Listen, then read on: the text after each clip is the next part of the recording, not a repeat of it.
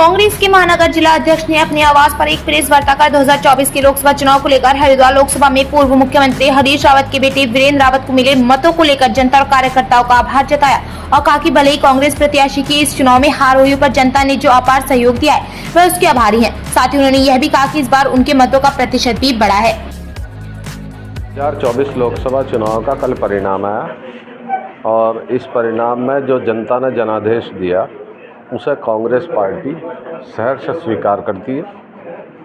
मैं अपने तमाम कांग्रेस के साथियों का, रुड़की की सम्मानित मतदाताओं का आभार प्रकट करता हूं कि उन्होंने पिछले चुनाव में 2024 के जो फासला बहुत बड़ा था उसे 17,000 कम करने का काम किया।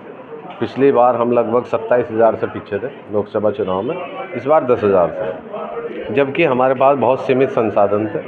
मैं मीडिया का भी आभार प्रकट करता हूं कि जिन्होंने निस्वार्थ भाव से हमें इस चुनाव में बराबर जो है स्थान दिया और हमारी कोई उन्होंने अवहेलना नहीं की।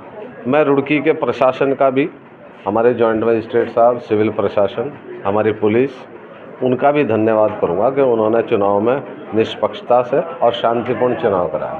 मैं अपने तमाम उन साथियों का, पदाधिकारियों का धन्यवाद करता हूं जिन्होंने पूरे चुनाव में तन मन धन से कांग्रेस के प्रत्याशी के लिए काम किया और माननीय राहुल गांधी जी की नीतियों को रुड़की में हमने लगभग 70% घरों में डोर टू डोर कन्वेंसिंग की, लोगों से मिले, हम जनता के पास गए। देखो, उत्तराखंड में एक तो सरकारी मशीनरी हमारे खिलाफ थी। आप रुड़की की बात छोड़ दो, मैं इन जनरल बात कह रहा हूँ।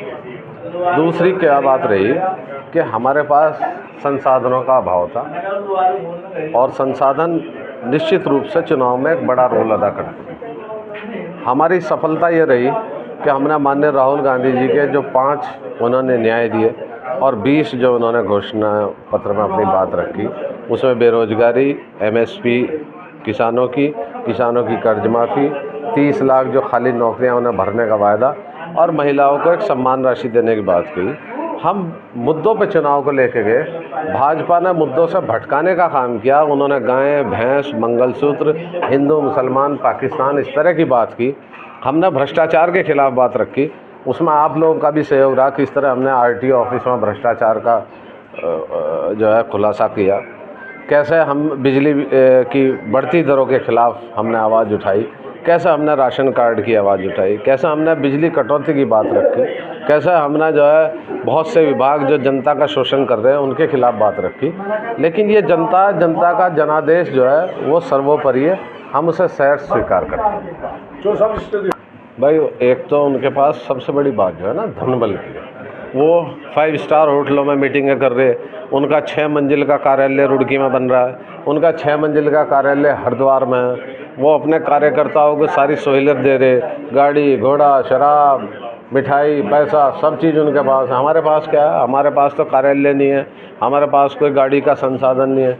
हम तो अपने साथियों के बल पर हमने चुनाव लड़ा, जिस पर जनहित के मुद्दे उठाए और इसमें माननीय राहुल जी के जो 5 न्याय और 5 मुद्दे थे, 20 मुद्दे गारंटियाँ थी, उनका बड़ा रोल है। हमने डोर टू डोर संपर्क करा और रुड़की की जनता को हमने आपके माध्यम से एक मैसेज देने का प्रयास किया कि रुड़की कांग्रेस, रुड़की की